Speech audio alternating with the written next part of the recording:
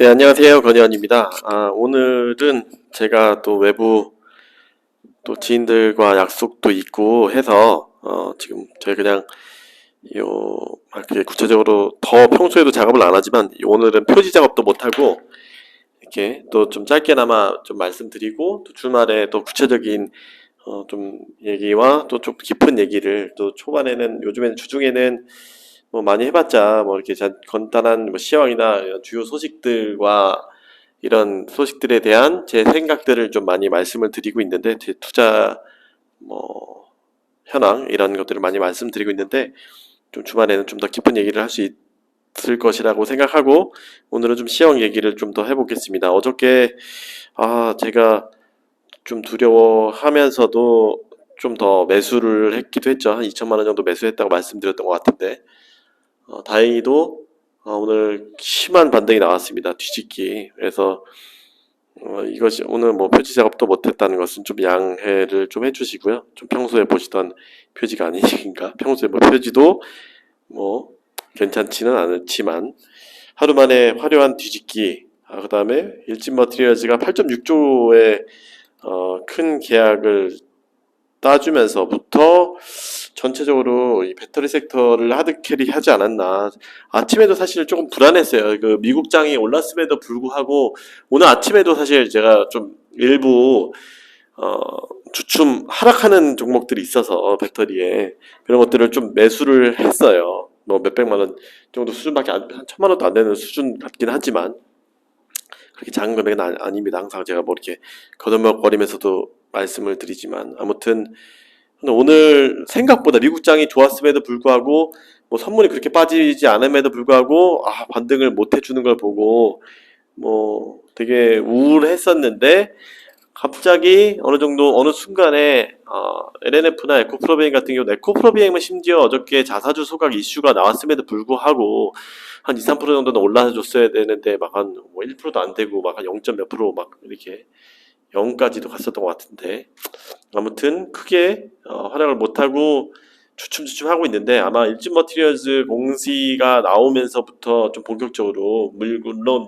미국 선물도 1% 가까이 이제 나중에 올라주면서 더 증폭이 됐었던 것 같은데 기존에 오늘 사실 어저께 제가 영상에도 남겨드렸듯이 그런 뭐 보조금 이런 것들 이슈도 있었지만 뭐 근본적으로는 이 시장이 지나고 나서는 또 반대 매매 영향도 지금 최근에 워낙 화두가 되고 있을 정도로 이렇게 급락하는 판국에 이 반대 매매라고 하면서 짧게 말씀드리면 이 배터리 섹터에서 반대 매매가 나왔다는 것이 아니라 이렇게 보는 게 또 맞는 것 같더라고요. 뭐 다른 종목에서 반대 매매가 나올 것 같으니 거기서 털릴 것 같으니 이제 그 주로 수익을 많이 봤던 이 배터리 sek터에서 미리 수익을 실현을 해서 반대 매매가 안 나오게끔 막는 그런 구조로 좀 그나마 뭐 설명이 될 것 같은데요. 뭐 뒤늦은 거 설명하면 무슨 의미가 있겠냐마는 그래서 제가 그 두 편에 걸쳐서 그저께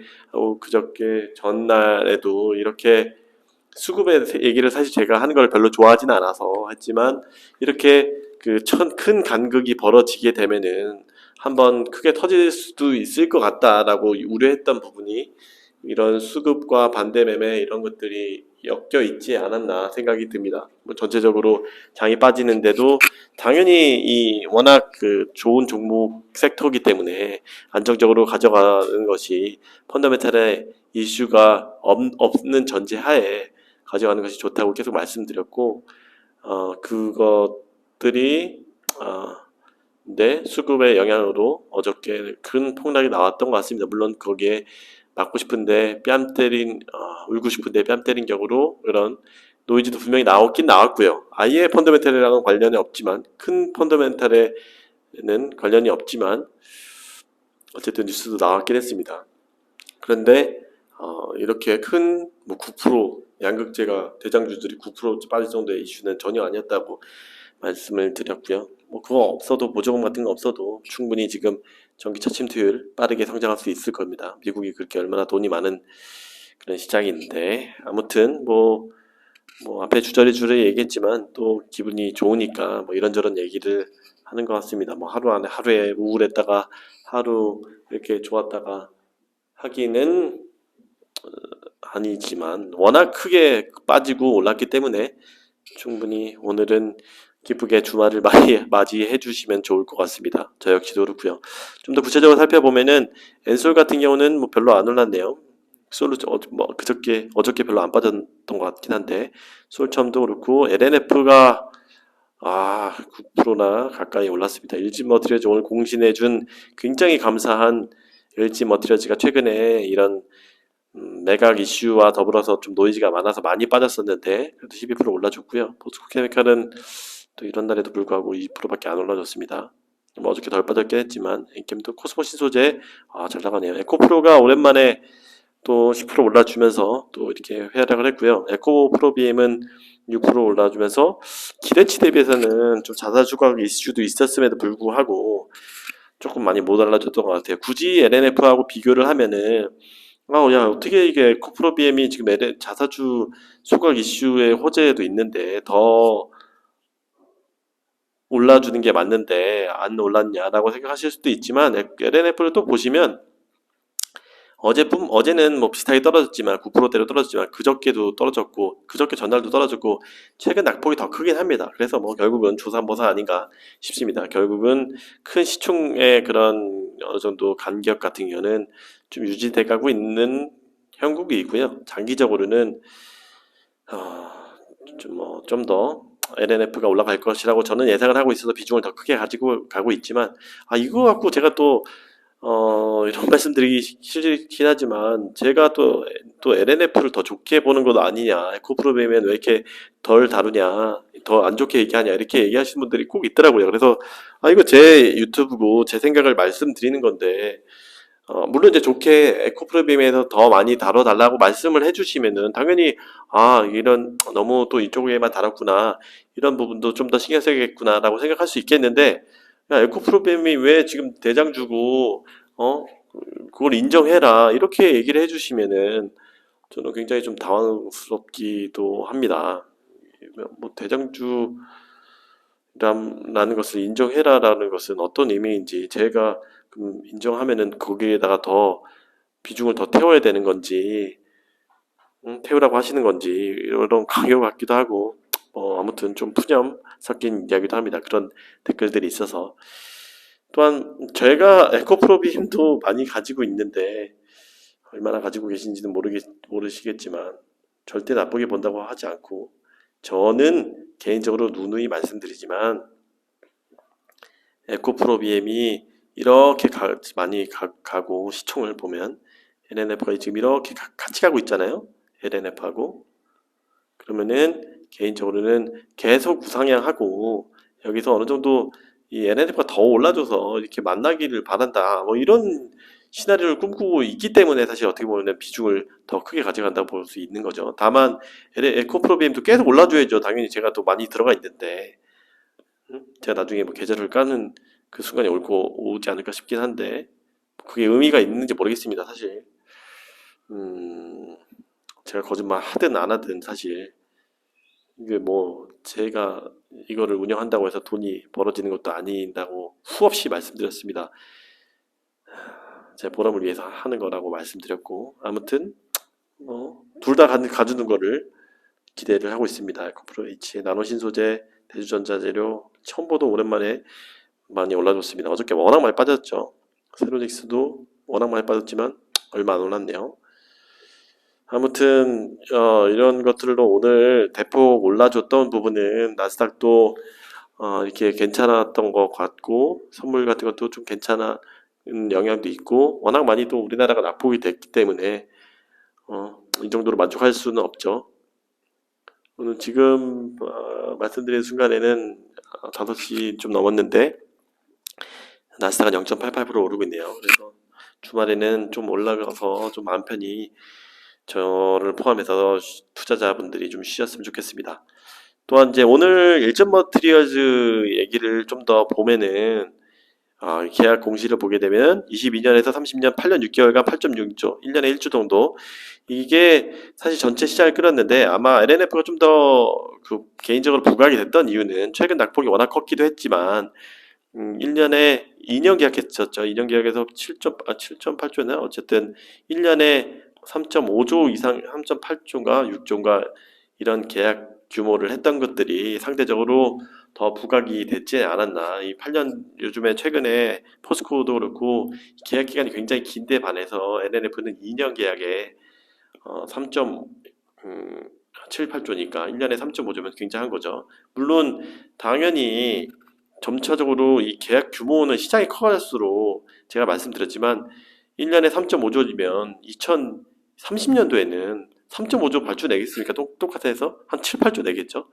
1년에. 그래서 그런 규모로 봤을 때 훨씬 LNF가 단기간에 1년, 2년 뒤에 얘기니까 훨씬 더 이런 가치가 훨씬 더 큰 것들이 좀 더 부각이 됐다고 생각합니다. 여기서 주목할 점은 삼성 SDI 물량이 60%를 공급을 한다라는 것들이 같이 나왔어요. 보면은 삼성 SDI가 필요로 하는 연간 2차 전지 포일 물량의 60%를 당사가 공급하기로 계약했다. 뭐 이거는 플러스 마이너스 될 수 있다.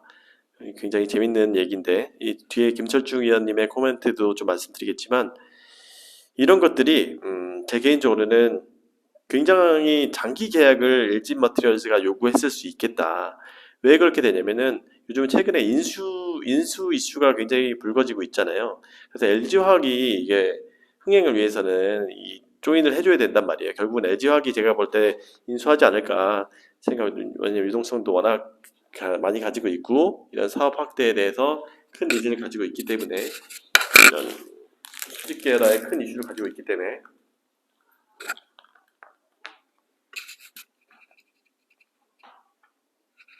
죄송합니다.